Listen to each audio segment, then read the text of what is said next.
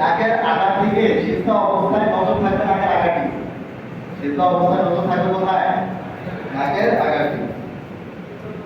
রাগ সোজা রাখা যেন পেট থেকে দূরে থাকে।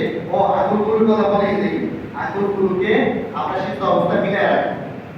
সিদ্ধ অবস্থা আঙুল কি থাকবে? এটা মিলিত থাকে।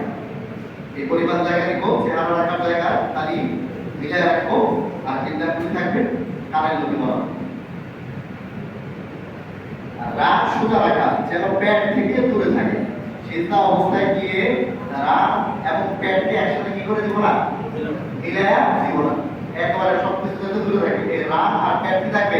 দূরে থাকবে। একটু অবসর করলেই কিন্তু কি হয়ে যায়? লেগে যাবে। একটু অবসর করলেই কিন্তু কি যাবে? লেগে যাবে।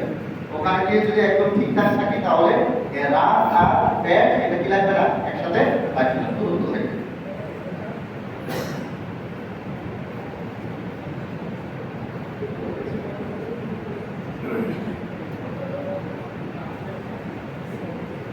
উভয় বাহু পাঁজর থেকে দূরে রাখা, এটা একটা গুরুত্বপূর্ণ বিষয়। এগুলো অনেকেই খেয়াল করে না। একেবারে সিদ্ধ অবস্থায় যা আছে সব ইচ্ছা জড় সড় করে দিয়ে দেয়। এই যে চিন্তা করলাম আমি, আপনি যে চিন্তায় গেলাম, তা আমার এগুলো এটার সাথে লাগবে? আমার এই বাহুগুলো কি এটার সাথে লাগবে? বাহু লাগবে এটার সাথে?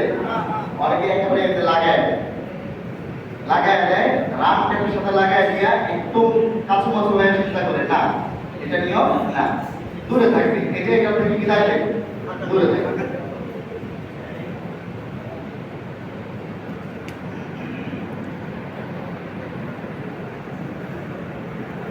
কবরিগুলো মাটিতে বিছায় দেব না, চিন্তা অবস্থায় কি করা? কবরিগুলো যে সুন্দর করে এমনি কবরিগুলো কি করে দেব না, মাটিতে বিছায়া দেব না। অলসতার নামাতে কবরিগুলোকে কি রাখবো? জমিন থেকে উঁচু রাখবো। কথা বোঝা যাচ্ছে? হ্যাঁ, কবরিগুলোকে জমিন থেকে উঁচু রাখবো। উভয় পায়ে তখন আমরা একবারে খাড়া করে রাখবো। পায়ের আঙুলগুলো কিসের থাকবে? কার সাথে রাখবে? জমিনের সাথে লেগে থাকবে, কিন্তু পাগুলোকে এইভাবে খাড়া করে রাখবে। ঠিক আছে? এই জায়গার মধ্যে অনেকেই গলত কাজটা করে। সেটা কি করে? সিজদার মধ্যে গিয়ে দুই পা ওঠায়। সিজদার মধ্যে গিয়া দুই পা ওঠায়। হাদিসের মধ্যে আসছে যে 7 অঙ্গের উপর সিজদা করতে হয়। এখন এর মধ্যে এক অঙ্গ হলো পা। মানে আপনি যদি সিজদা অবস্থায় পুরো সিজদা দুই পা উপরের দিকে উঠায় রাখেন, তাহলে আপনার কি 7 অঙ্গের উপর হয়েছে? না, 6 অঙ্গের উপর হয়েছে। 6 অঙ্গের উপর হয়েছে। তাহলে সিজদা হইলো? সিজদা হয়। সিজদা নামাজের মধ্যে কি ফরজ? তাহলে ফরজ ছুটে গেলে নামাজ থাকে? নামাজ ছুটে গেছে। অনেক বাইরেকে সুন্নত করার সময় দেখা যায় যে একজন সুন্নত করে দেখি সামনে নামাজ পড়ে দুই পা সিজদা অবস্থায় উপরের দিকে উঠায় নেয়। দুই পাও না, এক পাও না, জমিনের সাথে কি থাকবে? আঙ্গুলি লেগে থাকবে। পায়ের আঙ্গুলের মাথাগুলো যথাসম্ভব কিবলার দিকে ঘুরিয়ে রাখা। যথাসম্ভব কিবলার, এই যে এইভাবে দাঁড়ানো অবস্থায়ও পায়ের আঙ্গুলের মাথাগুলোকে একটু বাঁকানি দিয়ে রাখা, নিচের দিকে চাপা দিয়ে রাখা, যাতে করে এগুলো কি থাকে? কিবলার দিকে থাকে। ঠিক আছে তো?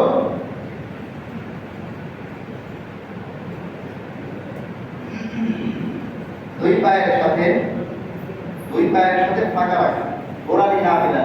অনেকে সেটার মধ্যে লিখে দুই গোড়ালি দিয়ে লাগায়, দুই গোড়ালিকে এটা লাগায় না, বাস আলাদা আলাদা থাকবে। আঙুলগুলোকে গোড়ায় রাখবেন, আলাদা আলাদা থাকবে, ওঠাবে না। কমপক্ষে 3 তাসবিহ পড়া। সেটা অবস্থায় কমপক্ষে কয় তাসবিহ পড়া? 3 তাসবিহ পড়া। সেটা একটা ফরজ আমল, আমাদের ফরজ কাজ।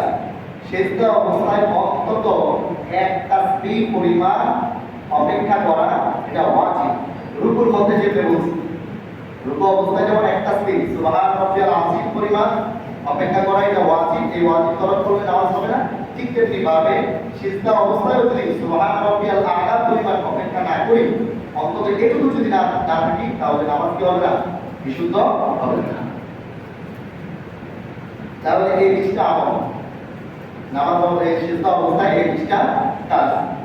তো এখন সিজদায় যেতে পারি, মনে আছে তো সবার? আসলে যারা একটু কষ্ট করে সিজদায় যারা আছে একটু